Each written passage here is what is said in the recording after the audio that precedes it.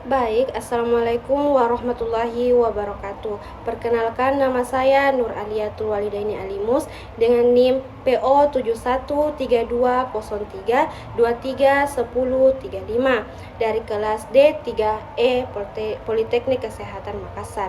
Di sini saya akan menjelaskan tentang sediaan hapusan darah tepi. Nah, yang pertama ini saya akan menjelaskan tentang apa definisi darah. Darah merupakan jaringan ikat cair yang terdiri dari plasma darah, eritrosit, leukosit, dan trombosit. Setiap komponen memiliki fungsi yang berbeda, seperti mengantarkan oksigen dan membantu proses penyembuhan luka. Yang selanjutnya ini saya akan menjelaskan tentang definisi hapusan darah.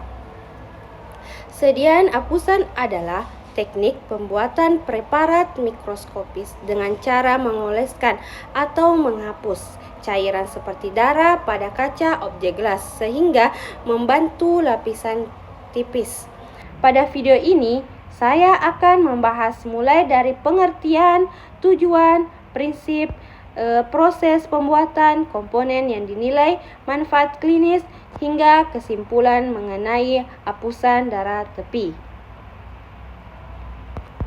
Hapusan darah tepi sering digunakan di laboratorium klinik karena pemeriksaan ini sederhana, murah, namun sangat informatif. Nah, melalui pemeriksaan ini kita dapat melihat secara langsung bentuk dan kondisi sel-sel darah, dan sehingga sangat membantu dalam menegakkan diagnosis berbagai penyakit, khususnya penyakit darah. Pemeriksaan hapusan darah tepi sangat penting karena tidak hanya menunjukkan jumlah sel darah, tetapi juga menunjukkan bentuk, ukuran, dan warna sel darah. Hal ini membantu tenaga kesehatan dalam menegakkan diagnosis berbagai penyakit, terutama penyakit yang berhubungan dengan darah. Nah, sebelum melakukan pemeriksaan sediaan hapusan darah tepi, kita akan mengetahui apa sih tujuan sediaan hapusan darah tepi itu. Nah, tujuannya ini yaitu mencari kemungkinan penyakit suspek disease baik yang primer akibat kelainan hematologi maupun yang sekunder akibat penyakit sistemik lainnya. Adapun prinsip dari sediaan hapusan darah tepi ini yaitu pemeriksaan ini meneteskan sampel darah pada salah satu objek gelas, kemudian menarikkan menggunakan Dutch glass sehingga membentuk lapisan hapusan. Setelah hapusan terbentuk, preparat diberi pewarna seperti Gemsa, REC atau pewarna lain yang sesuai dan selanjutnya amati di bawah mikroskop. Sediaan darah tepi ini adalah teknik yang digunakan penyediaan layanan kesehatan untuk memeriksa eritrosit, leukosit, dan trombosit. Tes ini memberikan gambaran yang jelas tentang perubahan pada sel darah dan trombosit Anda yang mungkin merupakan tanda penyakit. Adapun pembuatan hapusan darah tepi yaitu yang pertama ada pra-analitik, mempersiapkan praktika menggunakan APD tingkat 2, handscoon, handcuff, jas lab, dan masker. Yang kedua itu persiapan pasien. Nah, persiapan pasien ini seperti edukasi prosedur, risiko, dan efek samping. Persetujuan tertulis, informat consent. Periksa riwayat medis seperti obat, alergi, dan tanda vital. Posisi nyaman sesuai lokasi pengambilan darah. Dukung psikologis untuk mengurangi kecemasan. Yang ketiga itu ada persiapan alat dan bahan. Adapun alatnya itu seperti objek gelas, autoclid, pipet tetes, dan rak pewarna. Adapun bahannya itu seperti sampel darah kapiler, lancet, alkohol, swab, kapas kering, larutan gemsa, dan metanol.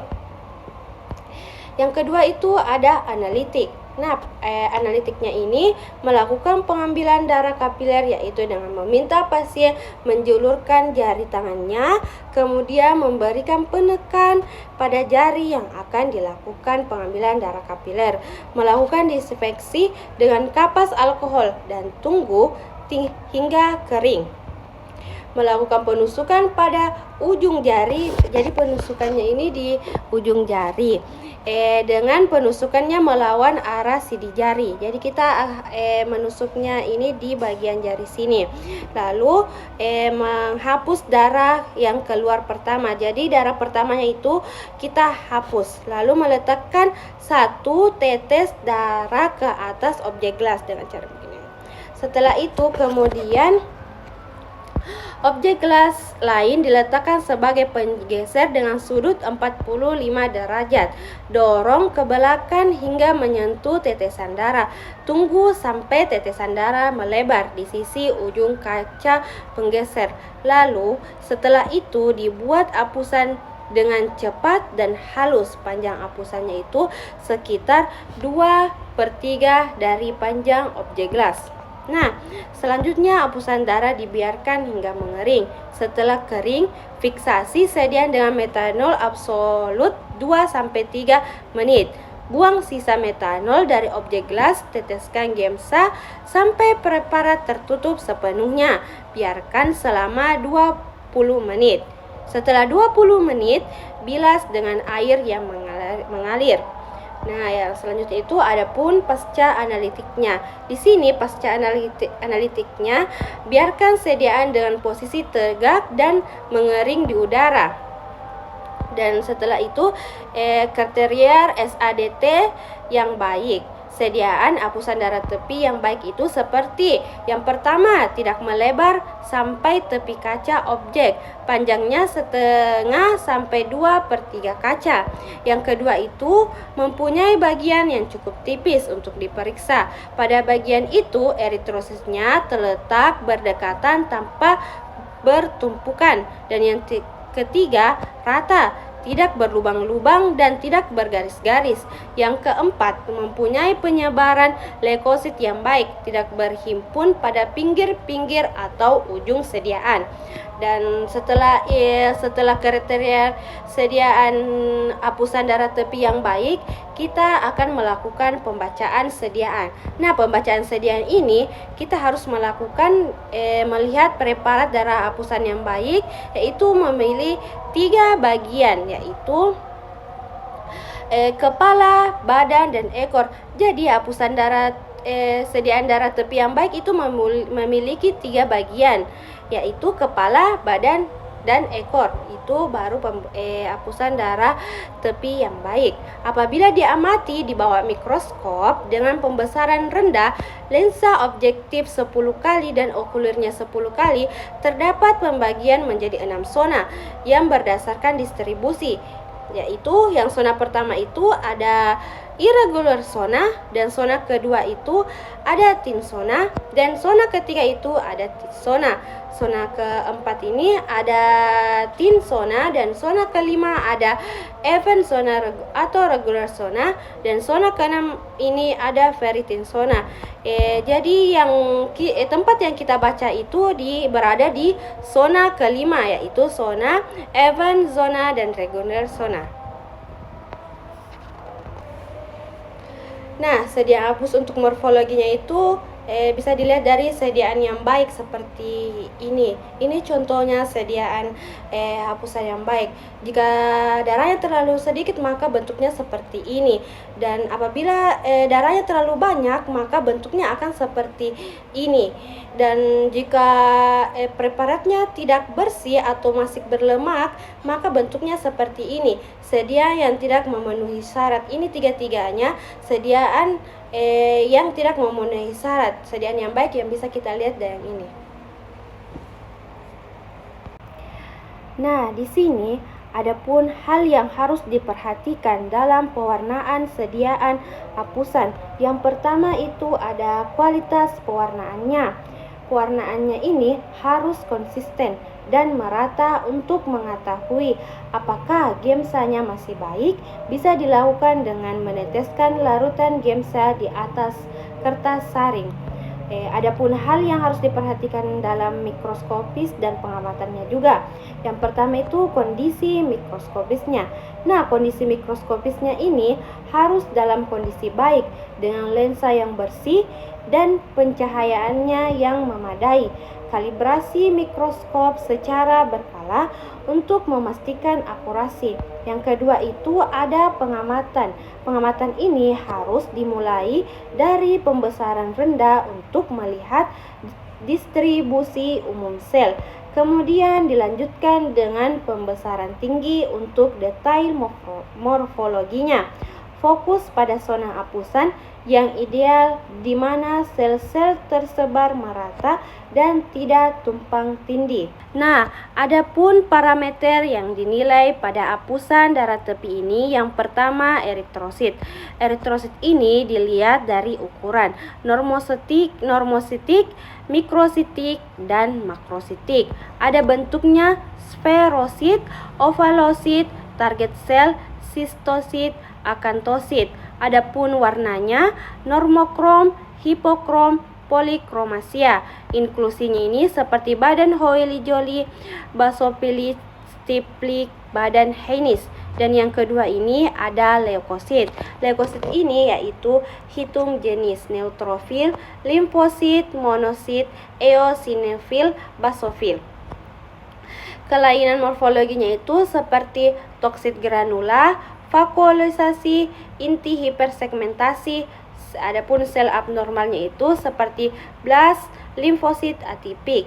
Yang ketiga ini ada trombosit.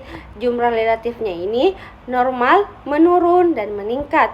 Ukurannya ini normal, trombositnya besar. Distribusi agrege atau tidak. Nah, manfaat klinisnya ini seperti apusan darah tepi ini digunakan dalam diagnosa anemia. Anemia ini defisiensi besi, anemia megaloblastik, dan anemia hemolitik.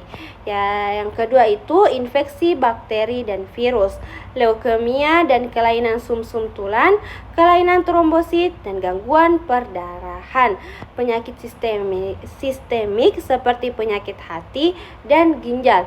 Adapun kelebihan dan keterbatasan pada apusan darah tepi ini, yang pertama kelebihannya itu murah dan mudah dilakukan, memberikan gambaran langsung sel darah, sangat membantu dalam diagnosis awal. Keterbatasannya itu bersifat subjektif, tergantung keahlian pemeriksa, tidak memberikan jumlah absolut sel darah, dan tidak menggantikan pemeriksaan otomatis. Baik, sebagai kesimpulan dari video saya ini, pembuatan sediaan apusan darah tepi merupakan tahapan penting dalam pemeriksaan hematologi karena memungkinkan pengamatan morfologi sel darah secara langsung, meliputi eritrosit, leukosit, dan trombosit. Kualitas apusan darah tepi sangat menentukan ketepatan hasil pemeriksaan, sehingga setiap tahap harus dilakukan dengan benar. Proses pembuatan apusan darah tepi dimulai dari pengambilan sampel darah yang tepat, penggunaan antikoagulan yang sesuai, serta pembuatan apusan yang tipis, merata, dan tidak bergaris. Selanjutnya, pewarnaan yang baik akan menghasilkan kontras warna yang jelas, sehingga struktur sel darah dapat dikenali dengan mudah di bawah mikroskop. Apusan darah tepi yang baik akan menunjukkan distribusi sel yang merata, bentuk sel yang terpelihara dengan baik, serta tidak terjadi kerusakan atau penumpukan sel. Sebaliknya, kesalahan pada tahap pra-analitik, analitik, maupun pasca-analitik dapat menyebabkan hasil pemeriksaan tidak akurat dan berpotensi menimbulkan kesalahan interpretasi. Dengan demikian, pembuatan sediaan apusan darah tepi yang sesuai prosedur sangat penting untuk menunjukkan diagnosis berbagai penyakit seperti anemia, infeksi, dan kelainan darah lainnya. Pemeriksaan ini merupakan pemeriksaan sederhana, namun sangat bermakna dalam praktik laboratorium klinik.